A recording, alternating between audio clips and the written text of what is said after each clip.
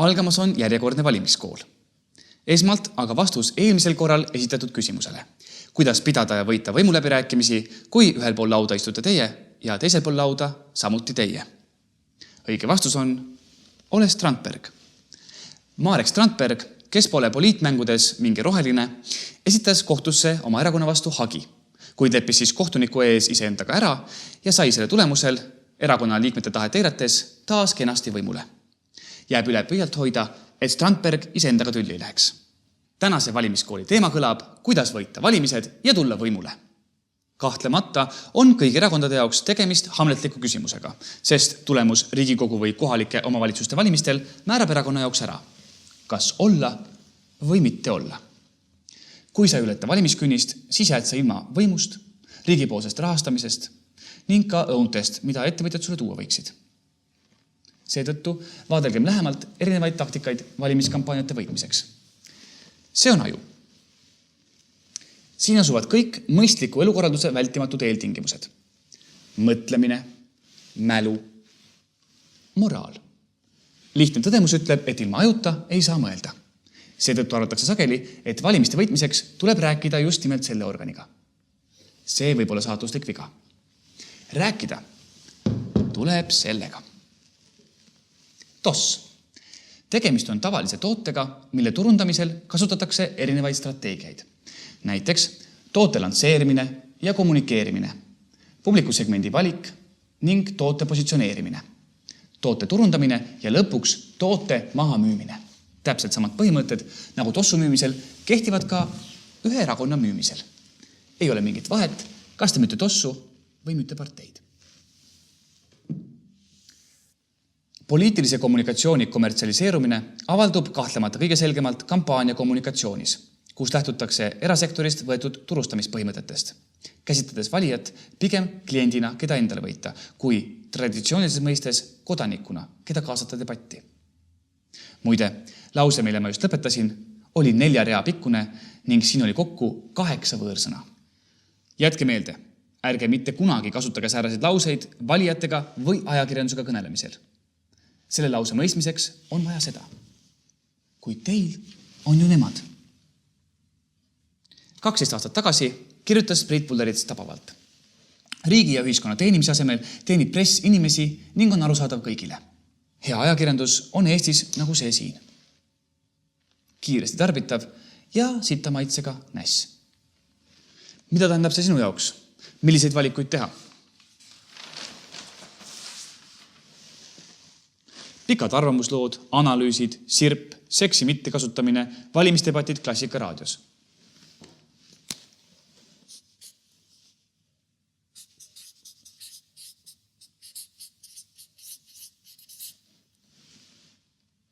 Valik on selge. Mine telesse.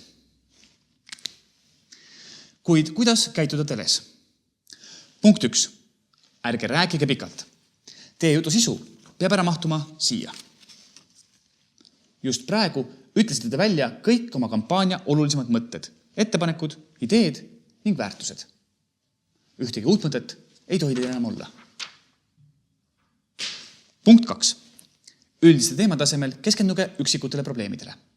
Näiteks, ärge kõnelege Eesti ühiskonna struktuursest vaesusest, vaid rääkige hoopis vajadusest püstitada merre monument labiilsele rahvuskangelasele.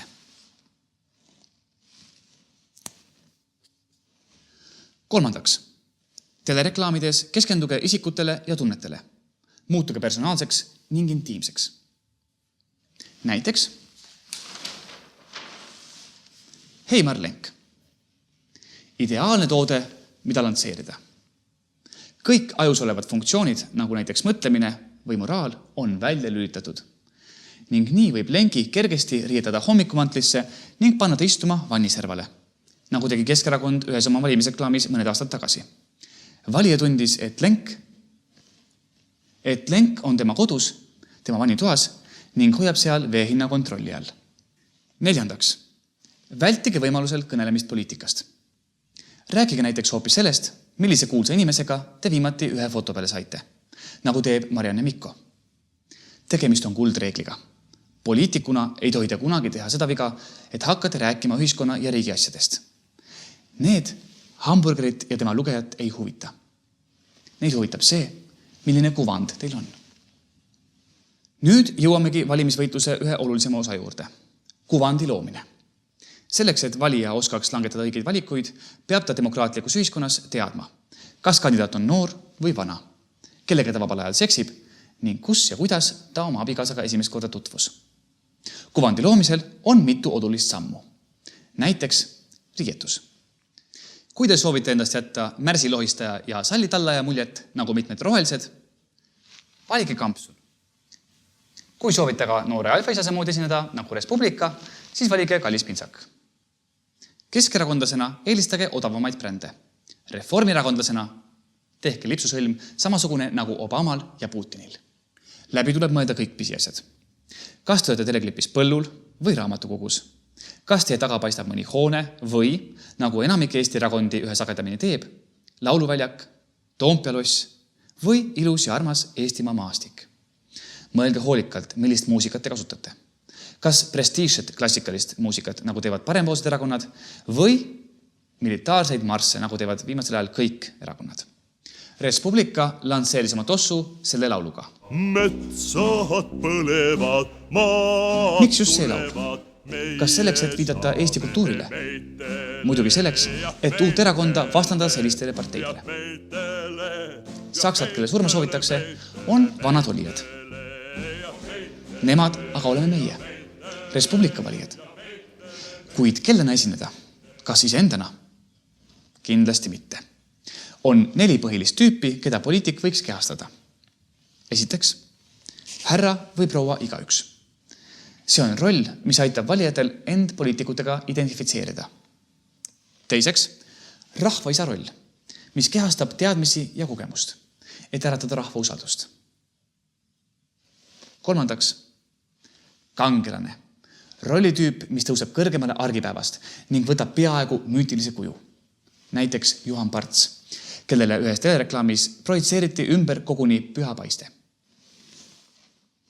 Ja neljandaks, charmeur. Roll, mis valijaskonda hullutab ja võlub. Tõsi, Eesti poliitikast säärast tüüpi veel leitud pole. Ning ainuke näide on importtoode Toomas Hendrik Ilves. Kindlasti pöörake tähelepanu kaadrile. Kas üld, kesk või suur plaan? Kindlasti suur plaan. Sest see on palju intiimsem ning te saavutate telerees istuva kliendiga personaalse suhte. Muide, mõned eriti julged on kasutanud ka detailplaani. Nagu Edgar Savisaar ise ütles, kardavad need, kellel on midagi karta ausa silmavaate ees. Enamik Eesti inimesi võib mulle ausalt silma vaadata. Eelpool öeldu kehtib ka perspektiivi suhtes. Ülalt vaade viitab vaataja võimule pildil kujutatu üle. See tähendab valija võimule poliitiku üle. Eesti poliitreklaamides kasutab säärast perspektiivi 6% reklaamidest. Vaade alt viitab poliitiku võimule valija üle. 27%. Vaade silmakõrguselt tähistab aga poliitiku ja vaataja võrdsust. 67%. Mõelge ka läbi, kas teil on ehk mõni vapiloom nagu orav, ninasarvik või laar. On teil mõni tunnusvärv, mõni lemmiklill, võib-olla lemmiknaps või huvitav arm? Varjata ei tohi mitte midagi, sest ärge unustage, et poliitikateadlased on ammu kindlaks teinud. Postkommunistlikes ühiskondades puudub valmisolek programmilisteks parteideks. Ja seetõttu domineerivad siin karismaatilised ja klientaalsed parteid, kes rõhuvad imagoreklaamidele, mille eesmärgiks on emotsionaalsete reaktsioonide esile kutsumine. No nägite. 4-realine lause, 8 võõrsõna. Veel üks säärane lause ja te ei võida järgmisi valimisi mitte kunagi. Teeme siinkohal väikese pausi meie valimiskooli. Minge vaadake vannituppa, ega seal ei istu Heimar Lenk. Ning jätkame siis teise osaga, kus käsitleme poliitilisi loosungeid ja poliitkommunikatsiooni alaseid õppetunde. Kohtumiseni, hea televaataja!